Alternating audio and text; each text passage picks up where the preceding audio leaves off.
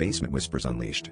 If you've ever lost a pet, you know the kind of panic that sinks into your chest, a panic that only gets worse when you start to hear noises in places you thought were empty. Last night, my cat Momo darted into the basement after a moth. I followed, flashlight in hand, calling her name into the cold, echoing dark.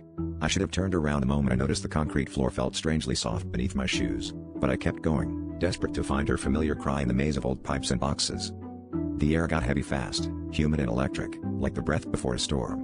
My flashlight flickered, and in the fluttering beam, I spotted a jagged crack in the far wall, one I'd never seen before, pulsing with a faint, sickly blue light. Momo's plaintive meow echoed from inside the fissure, impossibly far away. Against every rational instinct, I pressed my hand to the crack, and the wall seemed to inhale, pulling me through to the other side. I stumbled out onto a landscape that shouldn't exist, endless rows of crumbling staircases, twisting up into a black sky where stars moved like insects. The air smelled of copper and rot. Shadows skittered just outside the edge of my vision, whispering in voices that sounded almost, but not quite, human.